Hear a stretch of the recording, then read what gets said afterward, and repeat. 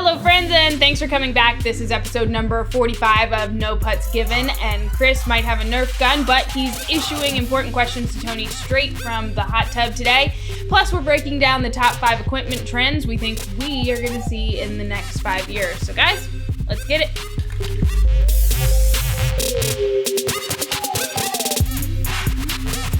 No Putts Given is powered by MyGolfSpy, the most extensive reviews in golf. Before you buy, MyGolfSpy. 9 million readers do it every year. Check us out. All right, Chris, please brandish your weapon one more time. Here we go. Just in time to meet the new guy. Today we've got Tony, Harry, and Chris, but we're also introducing the newest member of the MyGolfSpy facility. Bring him in, Harry. All right, Phillip, come on in.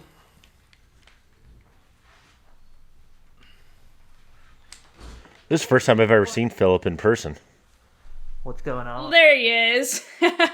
So being careful to social distance, but everybody, this is Phillip Bishop. He's the new director of hard goods testing at the MyGolfSpy facility, and don't be alarmed by Chris's Nerf gun weapon. It's not intended for you. Hey, if he's got that, I got my leg, so let's go.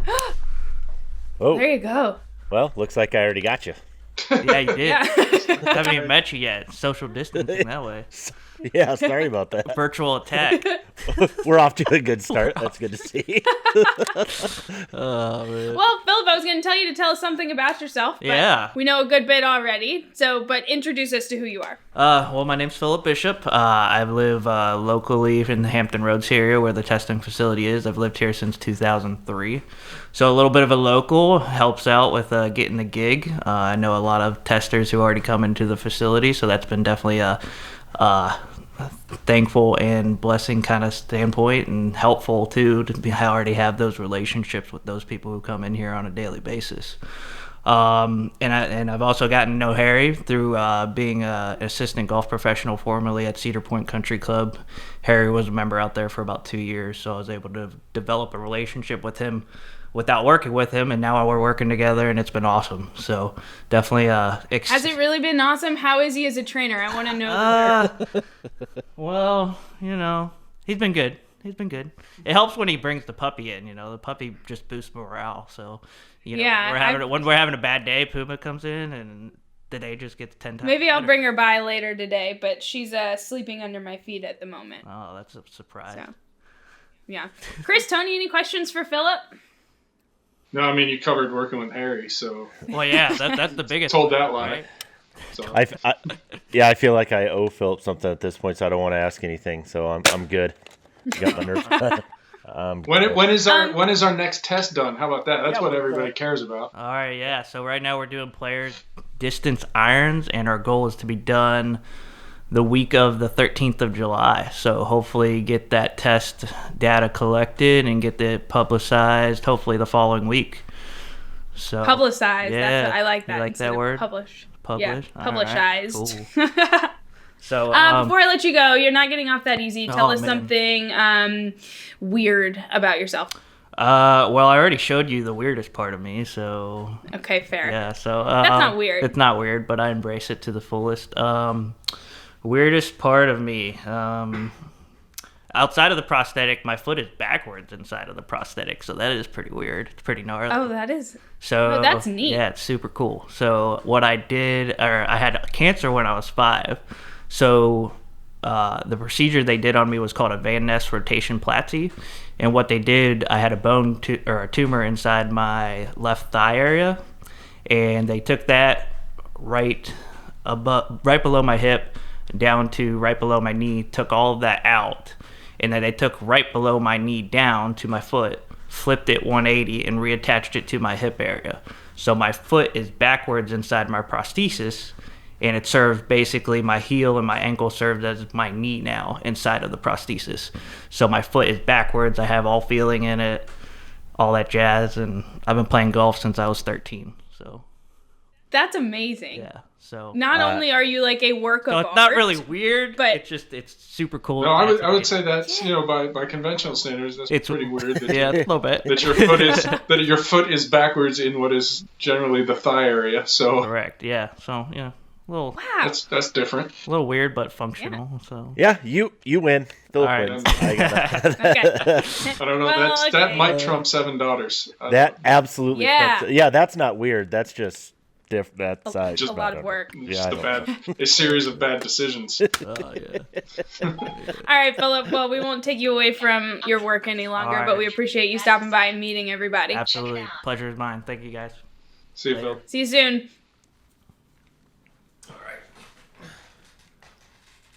All right, what shit talk All right. did you talk about me? I just asked how you were as a trainer, but now I want the dirt. How's he doing? He's doing really well. He's really taking everything in his stride and destroying everything that I put in front of him. So it's great. So when you say taking it in stride, does that account for the fact he has a foot inside his? That was no pun intended, but you went there. Well, I already shot him playfully on live. So One of we're the good. weirdest things about him is I've never seen him without a pretzel. He loves a pretzel. That's what I was going for. Like, what are we talking like a bag pretzel, or are we talking like a soft pretzel? Just like just the Something word like a- pretzel. If he could eat the word pretzel, he would eat the word pretzel. It could be What about like soft. a- It could be a bag of pretzels. It could be whatever he wants. As long as it's pretzel related, he's got it. That's the information I come here for. Maybe All right, maybe that's your question. Is what's your favorite way to consume a pretzel? Like if you had. guys. That is a good Bring him back. I'm just kidding. All right, so we're going to jump into the meat of the show today. Chris, I hear you issued a question specifically to Tony from the Tub Spy Hot Tub. Yeah, I have a series of questions. So, when I want to go to my resident ball expert, I have ball questions like anybody else. And so I'm sitting here thinking, all right, golf balls can get expensive, $40, $50 a dozen or whatever. And it's like, why wouldn't I just go buy a cheap golf ball, $20 a dozen, whatever the case is? And I'm trying to think, all right, is there any reason for me to go down that road and buy a super cheap, Walmart version, whatever golf ball? Is there any reason for me to do that? So I threw that question out on Tub Spy this week, but I want to ask Tony what he thinks. So I So, come Tony- back with you 2 questions, right? Ooh, Oh, a question with a question. Here we 2 go. questions. 2 questions. What do you want? One, what do you want your golf ball to do? What are your performance expectations? That's my first question. And then the second question is, do you expect the ball to do that thing every time? What I want my golf ball to do, for me personally, I want, most certainly I want well-rounded performance, but I need, the quality spin characteristics, like playing on firm greens, hitting shots out of bunkers, playing the difficult pins, that kind of stuff. I would want it to do it, I guess. I asked a buddy this question this week. I said, all right, when you buy a dozen golf balls, how many of those dozen golf balls do you think should be basically the same? And within the same meaning, let's assume that the same means they're also conforming. He's like, well, all 12. Why would I buy 12 golf balls? And I said, what if I told you that there was maybe some balls out there where it's 8, 9, even maybe 6, half of them aren't? That's impossible. There's no way. So, well, might be a way. So, yeah, to answer the 2 questions, one, yeah, I want that. I want great performance, and I would want it to do it over and over and over. Yeah, absolutely. So, I mean, the first thing, right, if you want greenside spin, and when we talk about greenside spin, generally, I've come to think of that in terms of any shot that really doesn't get into the core layer of the golf ball. And I know there's some people think I don't swing fast enough with my driver to compress the golf ball. No, that bit is nonsense. It's about everybody you come across swings fast enough to get into the core. It's really when you get around those greens and those 65, maybe even shorter and in, where you're not getting much beyond the cover and that whatever that second layer happens to be, where we're talking about greenside spin. And so if you want greenside spin, you want that ball to kind of check up a little bit on the green and have any sort of what we would call a playable spin characteristic, at that point you need a urethane cover. So that just Why? eliminates. Wait, hold on. Wait a minute. Why? So basically, the simplest explanation I can give you is spin comes from putting a soft layer over a firm layer. And the example that was given to me, think about like the skin on your knuckle, right? You ever scrape your knuckle when you get that kind of rip that skin off? It's that type of relationship. You have like this soft layer over the firm bone. Same thing with a golf ball, where you have a urethane cover is a softer cover typically. Not all of them. There are some questionable urethane covers out there, but for the most part, urethane is going to be a softer material. Your casing layer, right, the second layer on a 3 or 4 piece ball, is ionomer. Right, that's a very firm material, and not for anything. Right, it's basically the same material that's on the outside of a 2-piece golf ball. So it's a very firm material, and so with a tour ball, a urethane ball, you're layering soft over firm, and you're going to get spin because of it. Whereas with a 2-piece ionomer / Surlyn cover ball, you're putting that firm ionomer layer over sometimes a very firm core. Firm over firm doesn't spin. Or as we talk about, like some of these low compression offerings that people love the feel of, like a Callaway Super Soft or Wilson Duo. Those are the I mentioned those because those are the softest 2 we've measured to date.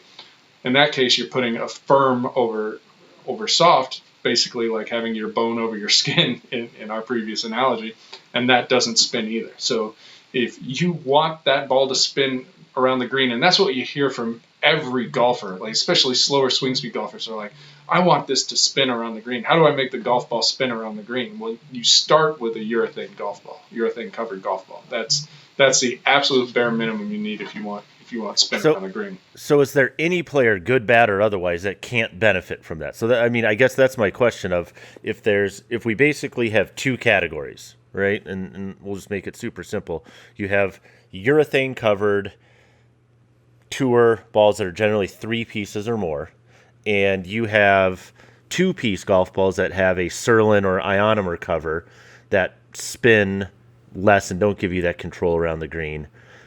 If one is superior to the other in terms of performance, why would anybody buy the one that has less performance? Well, they're cheaper, so Wait, what number are we talking? What defines a cheap golf ball? Like a dozen, price-wise? That's $20 a dozen, $15 a dozen, something like that. Yeah, you're never going to find. I've never seen any that. evidence of a good ball much below 20. And people are going to come back to the Kirkland, and we can talk about that too with what we've seen with the consistency of a ball, where like they're all right, but no 2 are quite the same kind of thing. So that's where it becomes not necessarily so $20 and below. Yeah, that's certainly cheap. So the argument, if I was going to make an argument for playing a 2-piece ball, an ionomer covered ball, if you will, is probably a better way to think of it. Is if like every shot you play is I don't care about spin. I'm just gonna bump it up and run it up to the green, keep it low, try and roll it to the flag, whatever. Like I'm not trying to hit it in the air and make it stop. 2-piece for sure, and some of these, there is some marketing around 2-piece balls or certain ionomer balls being more forgiving. That's largely due to the low spin properties. Mm-hmm. And again, it's not a huge number, and so is it worth being just a tick closer to the fairway on a bad shot to give up that control around the green is kind of where I would make the decision point on that piece of it alone.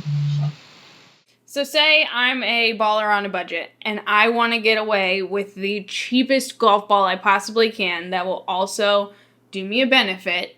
What is the cheapest I can get away with? And this is early, like we still have some measurements to take, but it depends what you're willing to give up around in terms of consistency, right? I want the best ball for the cheapest price. Yeah, I don't know that I can give you an answer to that yet. I think, when you get into like the top tier. How about a range? I mean, when you get into that top tier direct to consumer brand where you're hovering around 30 a dozen, you can get a pretty good ball there. Maybe not as consistent as you get from some of the big brands. And so I guess, the one thing I would say, and again, we're just getting into our diameter measurement, some things to figure out here yet, but the one thing you hear time and time again, golfers saying, well, when I pay $40, $45 for a golf ball, I'm just paying for tour pros. I don't want to pay a tour guy's salary. And what I'm finding inarguably is, you're probably paying a little bit, right, to cover the cost of marketing, whether that's tour pros or commercials or any piece of that equation. But you're also paying for tighter quality control, higher standards, and ultimately a ball that from one ball to the next is more consistent than what you're getting at a lower price point. So, you're paying for performance, and you can get performance, $30 I probably think the low point. And then if you want that consistency, I guess what I would say for now is that some brands are demonstrably better than others in that respect. I think it's How much? So, sorry, Harry, go ahead. I think it's to do with your ability and what you want to get out of golf. Is your because at the end of the day, that argument. I played with a golfer last week in it, and he shot 114. That 114, and he was playing brand new Pro Vs and lost, I think, a dozen. Like, he doesn't need to be hitting a Pro V. There is a practical limit for sure on ability, right? Right. But I think even like once you're into the 90s and something like that, where if you're not going to chase the tour anytime soon, but you're going to go out and any given day you're going to hit a handful of good to really good shots. I've talked about this before. It's been a while, but sort of the idea that any one of us, right? With say a 7-iron, maybe we don't hit it as far, but you, Chris, Harry, Miranda, every last one of them of us is capable from on any given swing of hitting a shot that is equal or better to what a tour player would hit on one given swing, right? Tour players sometimes miss. Average weekend hacks sometimes hit really good shots. And so, if you're at the point in your game where you can go out on a weekend and you're going to hit a handful or two handfuls, or in Harry's case, multiple handfuls of really good shots, quality shots, then the ball absolutely makes a difference. So the one thing that I hate to hear, especially from guys who shoot in the 90s or even sometimes in the mid to high 80s, are like, I'm not good enough to tell the difference. And I'm like, well, Yeah. Well, my rebuttal. you may to not that- be good enough to appreciate the difference, but it's real, right? It is the difference between being, a little bit closer to the hole on any given shot. It definitely is real. You are benefiting from the quality and performance benefits of that golf ball, even if you don't notice it, right? It's the argument of like, the one, if a Like tree falls in the forest, does it make a sound? Well, to the next level, if a tree falls in the forest, did it fall in the forest, right? Yes, like that actually happened. That is a real thing. And just because I wasn't there to witness it, or I, didn't have the right viewpoint, or, Well, from one shot. let me use an analogy and tell me what you would do in this situation. How good of a driver do I need to be in my vehicle to warrant top tier tires on my vehicle? At what point should I go, oh man, my daughter is not a Formula One race car driver, but understands the benefits of certain technologies and how those tires interact with the road and what's safer and what isn't. I'm not sure she could tell the difference between that and a lower grade tire on the road, but at a certain point, right, once you get past the big wheels and the electric Barbie ride cart down the road and you're driving a real car, doesn't it make sense that everybody deserves a tour level set of tires on their car? If so, why wouldn't every golfer deserve or benefit from a tour level golf ball? Well, here's my Other rebuttal. than the guy shooting His- 130 and losing 2 dozen and can't get the ball in the air. Here's my I get rebuttal that. with that. Here's my rebuttal. Give me your rebuttal. If you are a golfer that hits maybe 5 or 6 good shots around, does that outweigh the 100 other shots that you're going to hit crap? So Well, you're if paying you're- for a... If you're only hitting 6 and you're hitting 100 plus crap, then you're not shooting in the 90s, if my math is correct there. But Right, but what I'm saying is, like, if you only hit a handful of shots, why spend the extra $10 a dozen when I'm only going to hit? I'm only going to hit 6 that's a good reasonable shots? perspective. My thinking is, Yeah. and there are some guys who absolutely don't care, and it's fine not to care. But if you care, right, and you want your best shots to be as good as they possibly can be, you're probably going to have to spend a little extra on your golf ball. And this is one thing too, and it touches on your point, where if you're shooting 100 plus and you're losing 6-8 balls around, it adds up pretty quickly, the expense. But if you're a guy who goes out and buys 6 dozen at the beginning of the year, right, and you look at, well, what is the cost difference between 6 dozen premium top of the market golf balls and 6 dozen tier 2, and when you multiply that out, it's $100. And when you think about what golfers spend money on, what they're willing to throw at a new driver, or things like new clubs year after year, and all these other things to chase performance, to me, spending an extra $100 a year on golf balls is not a significant expense within the greater kind of golf financial system, if you will.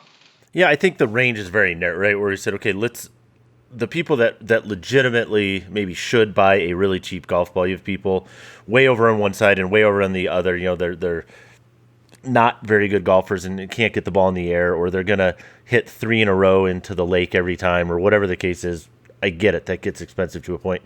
But that part's pretty short-lived, right? Eventually, at some point in time, you start caring about the performance. And if you actually want to get better and see what that looks like, then just like anything else, at some degree, you do start, and Miranda, this goes back to your question before.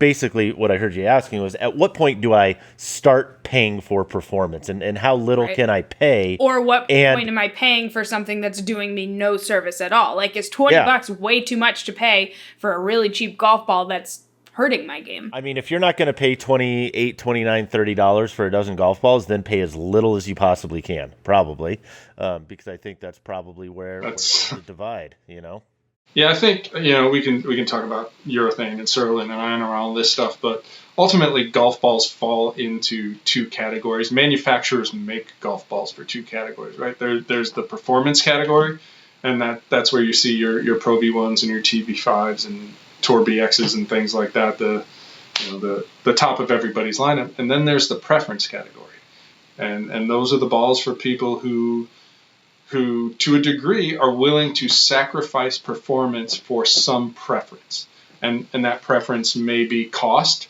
that preference may be feel, it may be I want a red ball and I can't get a red matte. Titleist doesn't make a matte red Pro V1, so. But that's really the segmentation. Do you want maximum performance, or is there some preference in your world that supersedes that? And again, like, cost is to a degree a necessity, but ultimately a preference, right? I prefer to spend less than $45 on a dozen on golf balls. So I think I've solved it. Buy a good premium golf ball. Also, get a golf ball retriever. And just fish the shit out that you put into a pond. Boom. I'm telling you. Everyone's a winner. Get yourself an I Gotcha ball retriever, and you'll save $20, $30 your first round. There you go. And the worse golfer you are, the more you save. There you go. That's a t-shirt right there. There's your... Yeah, right. But that's actually how I know I've had a good round, is when I don't find any balls. Like, if I don't leave the course with more than I started with, I'm like, all right, I must have had a good day. I wasn't looking for anything. All right, Chris, did you get your question adequately answered? Yes, I did. I feel good. And what I'm taking from it, like I said, to summarize, is if you care about performance, then no, there really is no good reason to go as cheap as possible. If you have a preference for certain things, of which price can be part of that preference equation, then perhaps, again, at the end of the day, people are going to make decisions whatever you want, and we don't ultimately really care what ball you buy or anything like that, but it's more about being knowledgeable about what the differences are and what matters. And yeah, I think as we roll out more stuff from Ball Lab, that knowledge base is just going to gain and gain and gain. And the reality is, we know so much more about golf balls a year and a couple months later than we did last year, right? Like, this learning curve is still, for me at least, it's still super steep, and I feel like I'm learning stuff about golf balls every day that we didn't know the day before. And so it is helpful. It is helpful to start segmenting that stuff. But if you are a player that cares about performance, you need to build into your budget a certain amount for high performance golf balls. And there really no two ways about that at this point. There you go. As you know, we like to keep you updated on all the happenings at the testing facility, and this week we've released the top 5 rangefinders of 2020. The Bushnell family of rangefinders made a strong appearance this year, taking 3 of the top 5 spots. Finishing first overall, the Bushnell Pro XE. Now, you do find some staples in all the Bushnell products in this year's test, but what set the Pro XE apart is an attention to the smallest of detail. The Pro XE takes altitude and temperature into consideration to produce an insanely accurate yardage readout.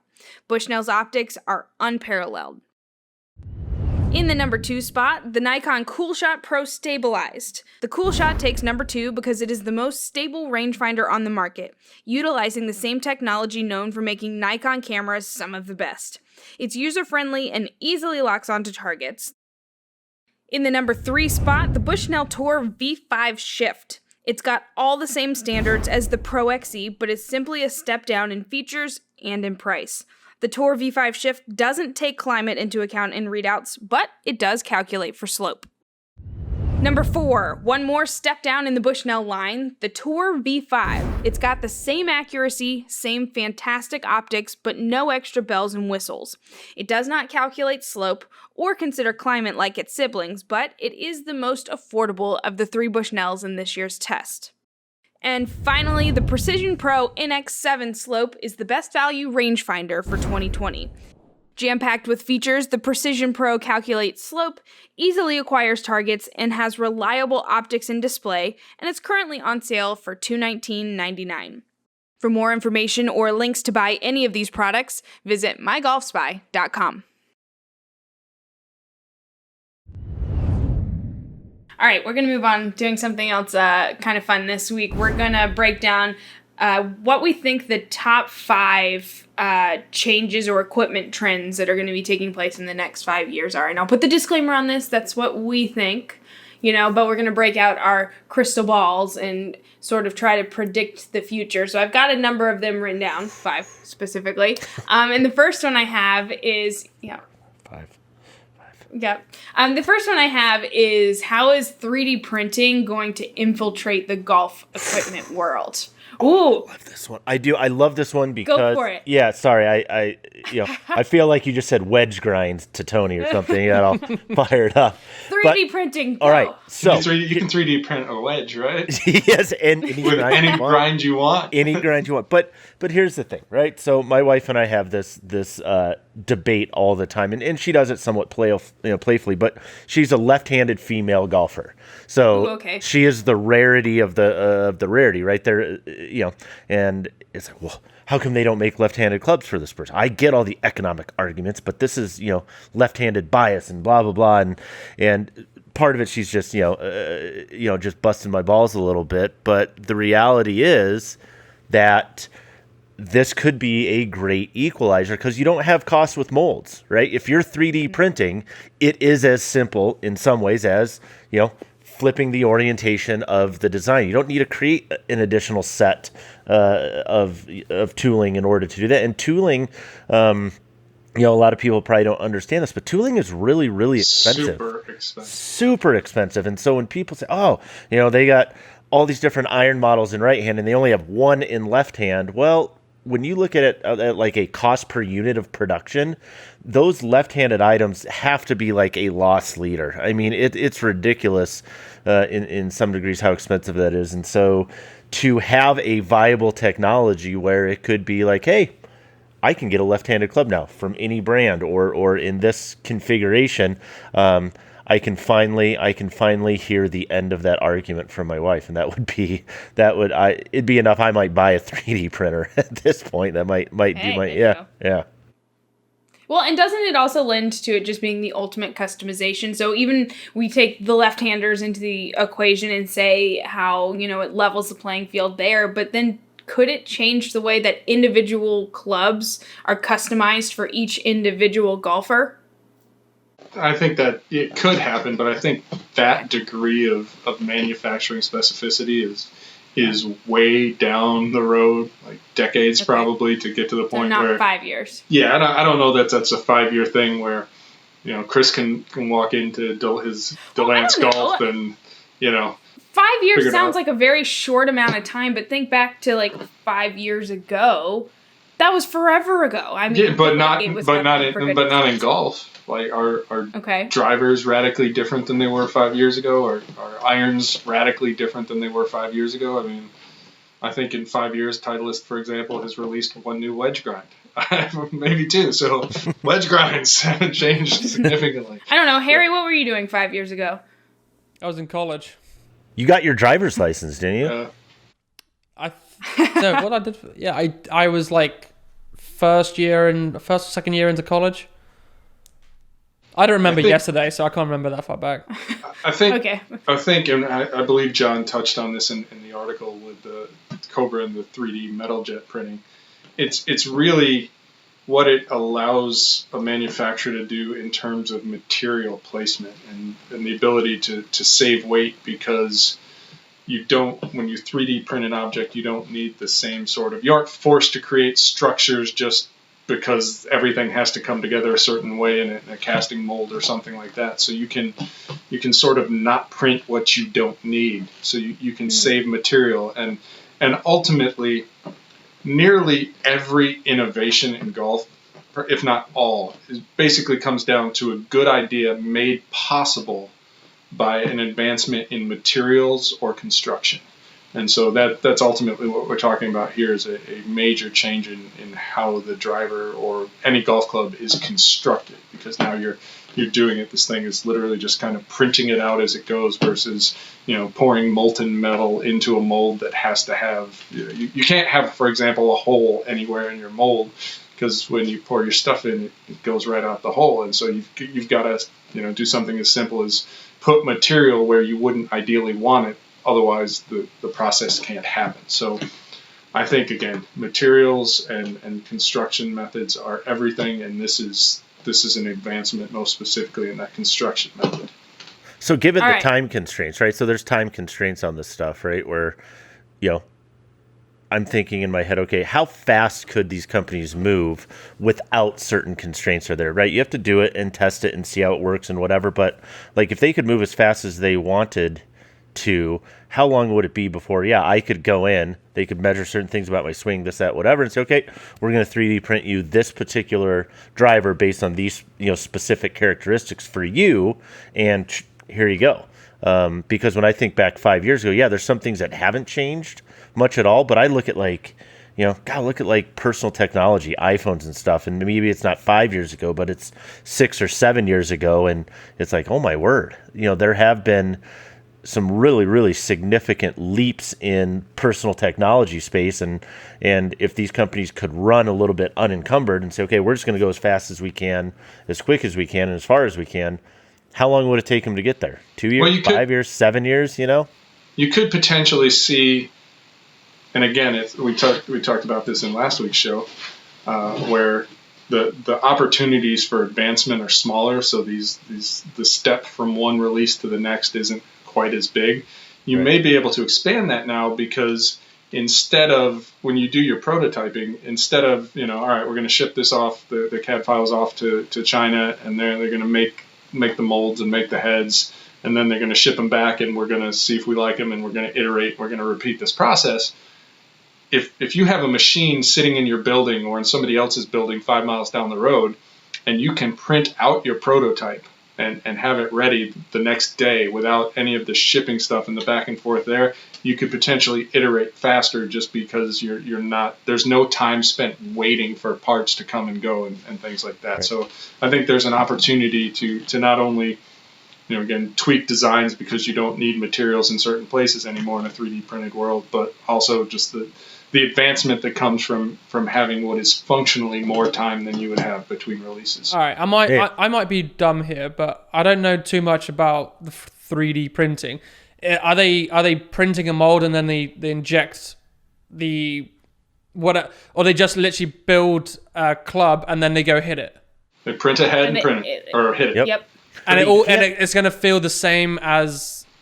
Well, it's going to have all the same characteristics as one that's already got the mold. So feel comes mostly from geometry, and then some. Obviously, the materials do matter, And so, if you've got the geometry of a blade, it's going to feel a lot like you would expect a blade to feel. And again, there's probably some work to be done on the materials front and tuning that and being able to use the same type of materials that golfers are comfortable with, or taking a risk that golfers will adapt to a different type of feel. But so 3D printing is not just plastic. It's you can't think of it that way. Yeah, and that's what I think of it, and that's why I'm kind of like, what is this? You see what I mean? I think most people do. I think most people do because, unless you've been involved in different industries and different places, you don't really have a notion of what 3D printing looks like, right? So in my head too, working with kids and middle school kids and stuff, like we had 3D printers and they go layer by layer by layer, and you'd create these little plastic structures that kind of have little stair steps, and they're not very smooth, right? And not maybe crazy accurate, but at the end it looks like, a little race car or whatever the case is. Fundamentally, this is a much more different technology in the sense that you're taking metal, right? Different types of metals, melting it down, and then using those, using that material to create, in layers and in different ways, the golf club itself. But it's kind of like comparing, like an old doctor with a glass on or whatever doing surgery and like robotic surgery. Like you're going to get certain results, but it doesn't look at all the same. Okay, well, we're excited about that, right, Chris? We think that golf is going to be transformed by 3D printing in the next 5 years. Yes. Okay, number 2. We think that the direct-to-consumer retail space is now going to include the large OEMs. You're going to be able to order Callaway, Titleist, Ping, PXG right from their website. You're mostly there already. Okay. So, there's just a handful that don't. Titleist doesn't do direct-to-consumer. Ping doesn't do direct-to-consumer. Mizuno didn't. Now they do. So I think we're largely there.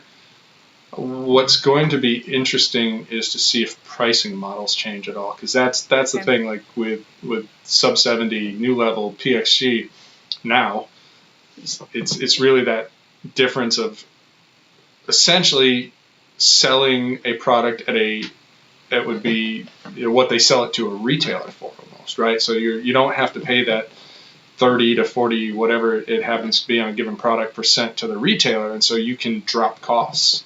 And that's why PXG can sell its equipment for so much less when there's no retailer in between. And that's why Sub 70 can sell its stuff for less than other brands. And so, that's what gets to be really interesting, is if pricing models fundamentally shift, because, Callaway, if it sees direct-to-consumer competition from lower price brands as a threat, then maybe it adapts. Maybe TaylorMade adapts. Maybe it doesn't. But that's fundamentally the difference right now is direct to consumer with a price savings, and that's really what separates.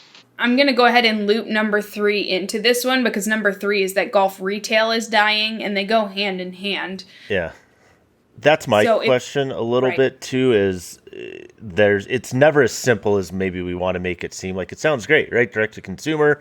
I can buy it right from Callaway. That's great. I guess 2 questions that I'd want to dive into is, number 1 is like, could we put a number on it, right? So if I take a $500 driver from Callaway and they send that to Dick's, and then I go buy that $500 driver through Dick's, that's one scenario, right? That's one way that I get it. If I buy it just directly from Callaway, how much more does Callaway make on that $500 driver if I buy it directly from them and cut out the middleman? So what is that number, right? When we're talking a wholesale number of, whatever it is, 25, 30 points on a driver, right? If that's, call it $350 to $400 is what Dick's is buying that for, and then they make the $100, $150, and now Callaway's making that extra $100, $150 on every driver. That can add up pretty quick, right? But on the other side of that, they need retailers, right? Not everybody's going to buy it from their website. So how do they negotiate that without totally undercutting their relationship with the retailers? That's my question. You've got to be one or the other. Well, that's the thing. You don't think you can do both?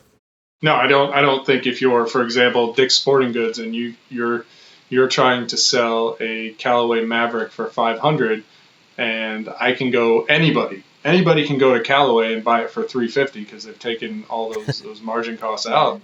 Like that's not viable, because in the best case scenario, guys are going to get wise to that really quickly, and they'll go down to their local Dick's, they'll try it, decide they like it, and then go and order it direct. Yep. So you definitely can't have it both ways. Well, how much is spontaneous buying?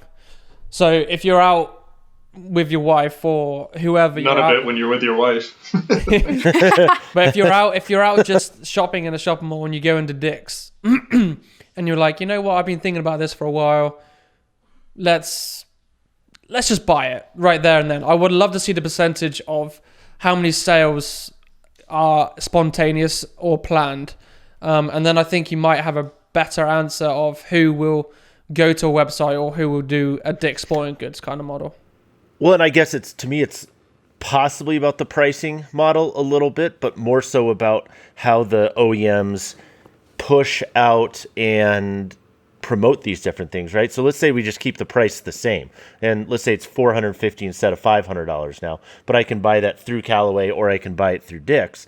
Obviously, if I can buy it through Callaway and they can keep that higher margin, they don't have to pay the middleman, right? So that's advantageous for Callaway as a brand. As we've said, it's been advantageous for Sub 70 or PXG and being able to control those pricing models. They get to keep that margin for themselves, right? So at what point does Callaway or TaylorMade or whomever push more of their emphasis into the retail channels and the retail models, knowing that they make less money doing it that way as opposed to working things through their site where they know that monetarily that has more upside for them, especially as we see companies struggling, right? They're always looking for ways to make more money. We know the golf industry isn't necessarily a huge money maker. It's not a huge profit center. So as they're trying to find all these different little ways and areas to increase value, especially publicly traded companies, right? Why would they not try to work more stuff through them, through their sites, etc., especially as we're seeing the retail channels struggle?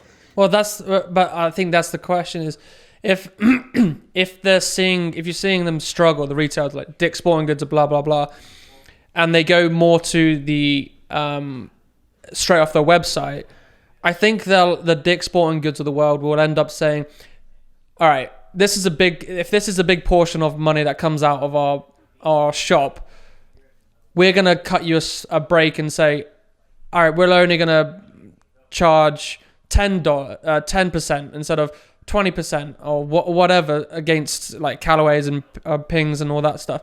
So I think if the big retail stores actually drop their terms, I think never happen. Nope. No. Why not? So if you look at like a Dick's model and you compare what they make in other departments. And again, we saw it a few years ago where Dick's downscaled several of their golf departments across the country, most of them actually, because you're making, like I said, 30, 40 points on the golf equipment. You're making 70 on yoga. What are you going to try and sell? What are you going to make space but what about for? the Golf Galaxies? Well, again, I mean, that's 100% golf, but it's still 100% golf. It has to exist as a volume kind of play. Right, but if you have that and you have, and everyone goes to direct consumer and buy off the website, the Golf Galaxies of the world is now diminished and now they don't have. Well, they already That's have been exactly to a what degree, we're right? saying is that number 3 on the list is golf retail is changing. You're going to see things like Golf Galaxy disappearing. The Golf Galaxy near me disappeared. I had one, right. But what I'm saying is if they drop their terms, will it still remain? If who? You mean like what their margins they're willing to accept? Yes. I think it's already so thin that there isn't. I mean, when you look at the different levels of markup, required, and then what they need to pay out in order to be profitable, I don't think we're more than maybe a couple percentage points away from it not being viable for them. There's not a lot of room. I think this is why you're seeing green grass accounts dry up. I think in the next 3 to 5 years, you're going to see an absence of green grass accounts, maybe other than just things like, balls and gloves, things that people might need to buy on the way to Impulse play stuff. around Impulse a stuff. golf. Impulse stuff, or things that's like, you get to same thing, like why you always got, packets of bubble gum and stuff right at the checkout registers at grocery stores. Like, oh, I need one of those. Oh, I forgot a Gotta have a glove. Kit Kat. I need that. But not, I'm going to go to my local golf course and buy a set of clubs. I think in 5 years, I don't think that's going to be common at all. I think you're going to see a consolidation of these different opportunities and where people can get fit, right? And the OEMs really, the major manufacturers really stand to gain from that if they can create structures where people can get fit online, like you're seeing Ping do now, or working through other retail channels that look a lot different than the ones right now. If I'm Dick's, if I'm any of these major sporting good areas, I'm going to sell a hell of a lot more football jerseys, camping equipment, yoga mats, athleisure apparel, stuff like that, and what, cut 3, 4, 5 points to sell more golf equipment? Yeah, no thanks. All right. So I think we've debunked about how the golf equipment or retail equipment stage is going to change in the next 5 years. But number 4, we're also seeing traditional marketing channels start to dry up and change. You're not seeing as many newspaper ads or magazine ads and things like that. How are we thinking that golf equipment companies are going to start reaching the masses in the next 5 years? So, I mean, we're already seeing it with social media, right? Where you can talk directly to your potential customer, your existing customers, right? You're not only reaching potential customers, you're building loyalty among your existing customers. You're doing it largely cost-free. Obviously, you have to pay the employees to do the social media, and that is becoming a very specialized area. But again, it's speaking directly to your audience on your terms. You don't have to. There's no, am I paying for an ad in the front of the magazine or the back of the magazine, that sort of thing. So I think you're going to see more and more and more of that. And Callaway definitely started this, right? Back when Harry Arnett came on board and they started doing the various podcasts and the videos and things like that, where you're creating your own content and you're owning the distribution of it. And I expect that kind of is going to be the model moving forward. We're seeing more companies try and do that. So I think that's where it's at. But big ads during golf telecasts, especially majors on TV, that's not going away. Right. But I think, like, I asked Harry a question. Like, Harry, when's the last time you read a golf magazine and you were just wowed by a print ad in a golf magazine? Never. Flip past it, don't you? Yeah, I don't even. To be honest, I don't even read golf magazines in general. So when it comes to ads in there, I don't even look at it. And when I go to the internet, I read all the golf content on the internet because it's right at my fingertips. I don't have to wait for it to come in, or I don't have to go out and buy it. It's just there at my fingertips. Right.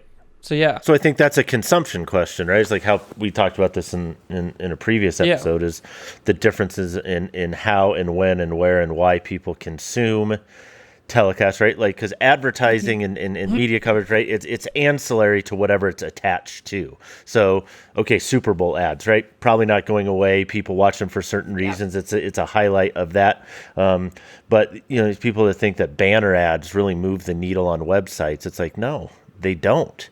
If anything, they're an annoyance, right? People don't want to see as much of it. They want to see the content, et cetera. And so I think in some ways, with the old media, new media, those kind of things changing people, you're seeing a huge shift in how advertising and marketing is taking place to things that are more organic, things that are more collaborative, things that are less just, hey, on this page, if you want the top right-hand corner, like Tony was saying, if you want the top right-hand corner, then that's $25 for this little area. Or it's X $1,000 for this page and this percentage of the article. I think you're seeing people go about it in different ways, for sure. Okay. The last one I think is an awesome point, but and actually Adam fed me this one directly. He thinks that personal launch monitors are going to be one of the biggest trends in the next 5 years, especially if they can get it around the $500 range. Yes. Paul, no debate. Me and Adam was talking about this last year when we first did the tests, and we were saying they're about 2 to 3 years out of being, all right, let's really dig into this category and do a really data-driven test. I still think that's true. But that is one of the ones where I'm thinking, hey, I would love a personal launch monitor that is pretty close to a GC Quad, but for $500. Like, I don't have to go and rent a bay or spend a X amount of money on a GC Quad. I think it's just personal. Can you sort of give us an idea of how cheap $500, I don't say cheap, but I say cost effective, I suppose, cost effective $500 is as opposed to what a traditional launch monitor costs? Well, you're looking at about, 20 to 30 grand for a launch monitor. And that's not obscene. If you want like a good launch monitor that is accurate-ish, just inside, maybe $2,000 with a SkyTrack. But still, then you compare that to $500. You go out and spend $500 on a driver every year. So why, like, that's more of a relatability to, hey, I'll spend $500 on this to know my ball flight, to know my swing characteristics. $500 I think is very, very reasonable when it comes to a personal launch monitor, and if it lasts, and if it's accurate. And I don't think you're going to see it anytime soon. No, I think it could be. Not in the next 5 years? Well, I guess that's my question. No, because I think so. Who does it, right? Because if you look at what's out there now in the $500 space, it's neither particularly accurate nor is it particularly feature rich. So okay. I guess you look at maybe like a Rapsodo or a Swing Caddy or something like that, where like a Mevo. Well, I get to that. So a company that doesn't compete in the enterprise space is really, I think, the only legitimate opportunity there, because again, I don't think anyone would argue that Mevo is as good as a full-blown flight scope, or even the Mevo Plus, which is kind of in that SkyTrack price range. And the reason for that is, one, it's very difficult to do, right? Just from a technology standpoint, to cram everything you need into an affordable product. And the other piece of it is, if I'm flight scope, if I'm TrackMan, if I'm Foresight, what is my motivation to create a $500 product that has an accuracy, that has the accuracy that nearly matches my, like, plus or minus 2 yards or something. Yeah. Right. Wouldn't your motivation be getting it into more people's hands? No, because I can't. Then your product is obsolete now. The $20,000 model is now. If I'm I not can going to do use that. most of what I can do, right? If you can give me a product for $500 that does most of what my $20,000 product does.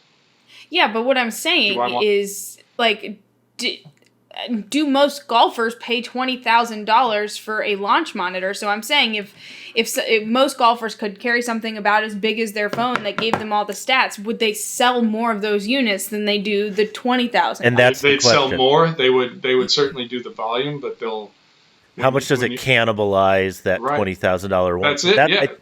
That's as soon as if you make it so good that it cuts into the sales of those units, it's not worth doing. I don't think. I think that's where you get the question. I think that's where it gets really interesting from an economic standpoint. Is, I have no concerns about the ability for companies to advance certain technologies very rapidly. Again, take an iPhone from 5 years ago. 6 years ago compared to what we have now. Take your laptop, whatever it is that we consider to be technologically driven. And if you want to see really significant advancements, technology can do that. It can absolutely, blow your mind in terms of what those advancements can be. My question is, who does it and why do they do it? I think they can do it. I think they could do it relatively quickly. But if I can make a product at $100, and I can make a product that's 98% as good at that as $2, because that's basically what we're talking about here, is about a 98% reduction in price. Who has the incentive to do that, and at what point does it make sense Well- for a company to Is try and achieve that? Does this analogy not hit? Because, like, you know, once upon a time, computers only existed in places that they could afford the units. They were larger, and then so gradually over time they made them smaller, they made them more efficient, they made them more cost effective, and now you don't go into a household that doesn't have a computer. Yeah, but they've and got yet better. the computer industry... Right, but what I mean is they've made it more widespread so that you don't go into a household, like I said, without a computer. So are you then not encountering a golfer that doesn't have a launch monitor? So you keep yourself relevant. I think because of the necessity. I think the way it's going to expand is if a Foresight creates a sub company that just caters to the 500, so they get two pieces of the pie without even acknowledging that this is a Foresight. This is a bit like Titleist or Acushnet and the Pro V1 and the green Union Green. So, By Acushnet. So it's under that umbrella, but they've gone to a direct to consumer, and then they've got to their core value golfers. But again, I mean, in your example, right? Those are two very fundamentally different products. By no measure does a Union Green golf ball compete with a Pro V1. That's true. That is very true. That's a good point. Yeah. And so, I mean, if you look, I think Mevo is a great example where it was, you know, people who had Mevos, they liked the Mevo. It does a pretty good job for sure for what it is. And right. People are like, man, I wish they could make this a little bit better, or bring it kind of maybe somewhere in between the Mevo and their more flagship premium models. And they did. It's called Mevo Plus, and what is about $2,000, I believe. And I think for the foreseeable future, I think $2,000 is probably the floor for a nearly full featured launch monitor that certainly isn't going to give you everything you get with a full blown flight scope or a full TrackMan or a GC quad. But it's sort of like I think that is your consumer price point. I think, you know, if I'm going to draw a parallel, it's probably anybody, and this is maybe going to be out there, but if you look at sort of the DSLR camera space, I guess is probably where I would draw the comparison. You have that, you know, in Canon, I don't know if it still is, but like the Rebel TI range, right? The introductory low price, $500 to $1,000. Anybody can do it, can use it, can buy it. Not as fully featured as kind of the next step up. And that next step up is kind of what we use around here for the most part. I think, you know, mine was 15 to somewhere between 15 and 2,000 for the D500, the Nikon, when I bought it, right? So that's kind of that mid tier. I think that's where you settle. Like, this does nearly everything that the next step does. It's enough for the guy who wants almost everything. And then that next step up is, you know, you're pushing upwards of $10,000 in that space. So the steps aren't as great as they are in the launch monitor space right now. So conceivably you could see flagship units come down, so that instead of 25,000, they're 10 to 15 for a TrackMan or a Foresight.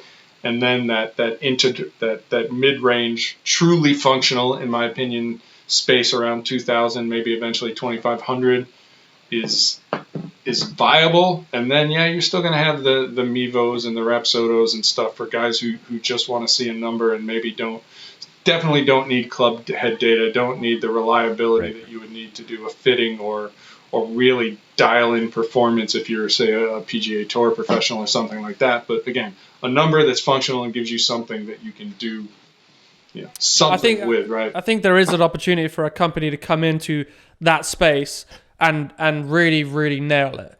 And it might not be the Foresights or the TrackMans or the SkyCaddies, whatever it is. Not SkyCaddies, sorry.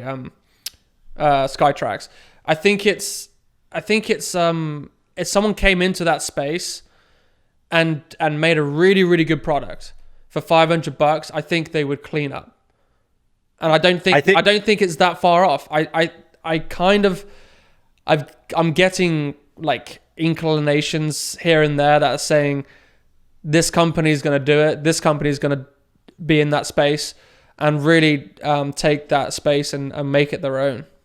I think what you're going to see too is, and this goes to, I was thinking of the photography analogy before too, Tony, because I think that makes an awful lot of sense. And what you see in those lower end or mid-range cameras are that they'll do one or two things really well, or comparatively pretty well, but like you said, they're not as feature rich. So when we look at our fitting metrics, right, and you go like on True Golf Fit and you look at that and we say, okay, what are the three most important things in terms of getting fit for a driver, right? We look at, tempo, angle of attack, swing speed, whatever the case is.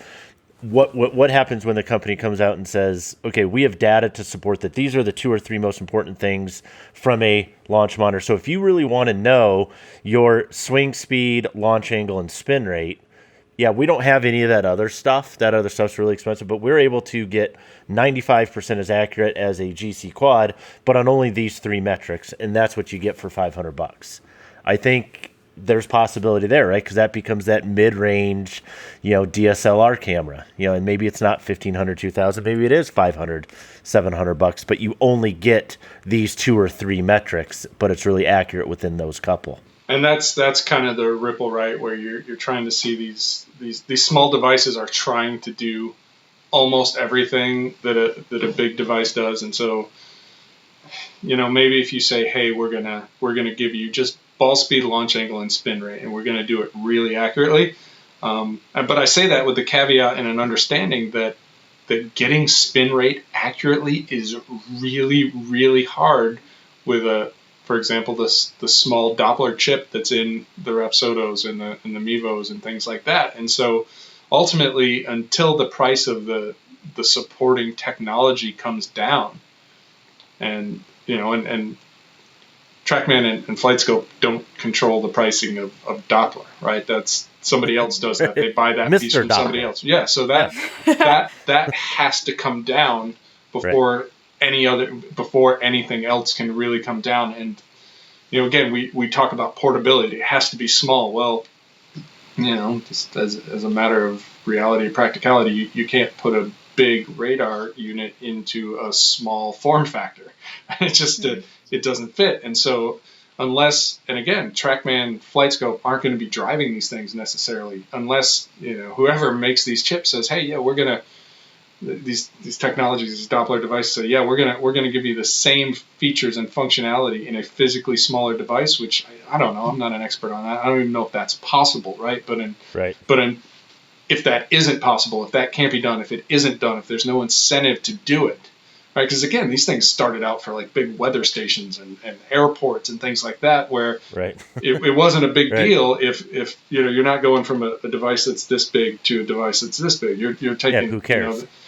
What's the incentive to go from giant to this and now down another step with similar functionality? So I don't see it. I don't see it being affordable, portable, and accurate. I think some of those three things in whatever piece of the equation you're talking about tug against each other and make it extremely difficult for that to happen in the foreseeable future.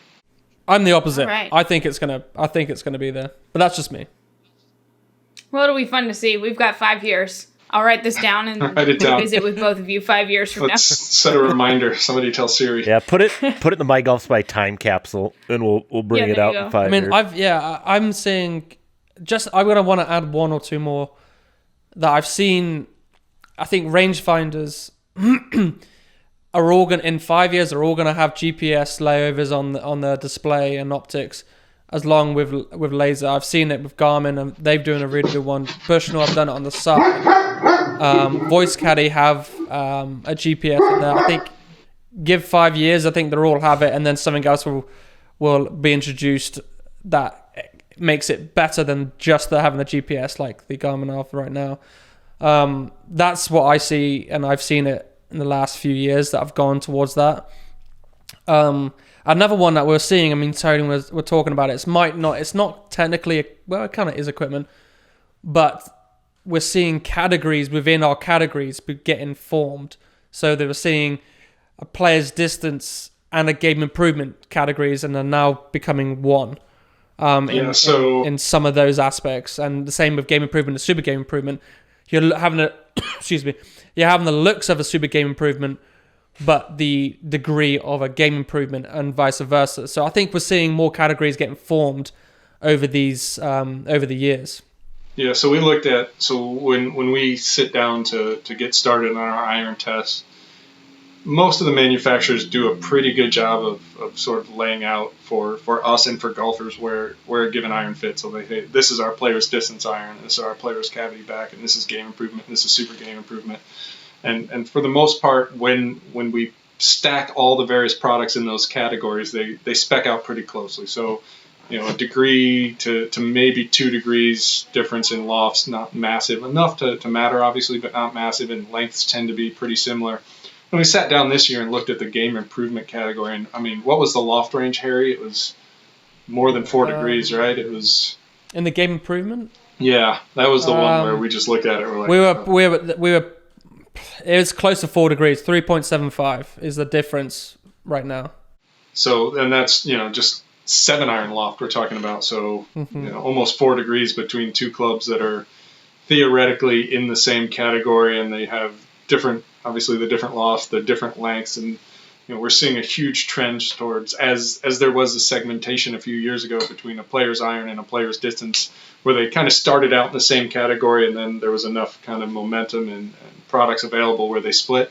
I think you're going to see the same type of thing in what is now the game improvement category, where traditionally the angle has been more forgiving, right? We want a more forgiving club for a golfer who needs more forgiveness, and now we're seeing a bit of that. You know what? But we're going to do a version of that's essentially a more forgiving player's distance iron. So it's sort of like a hacker's distance iron, if you will. I guess I'm trying to figure out how to categorize it, but it is sort of something that was born from game improvement, but takes on a much more distance-centric design. I think that's, I think we could see enough of it as soon as next year or the year after before we actually have to test it as a separate category. So, that's certainly, there are elements of that are already here, and it's definitely coming on a wider scale.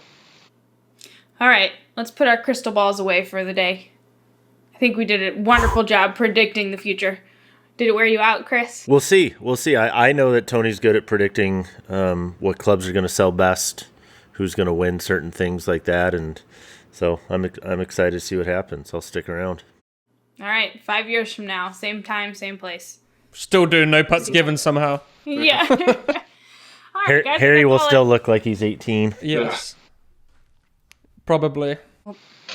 Wouldn't that be nice? All right.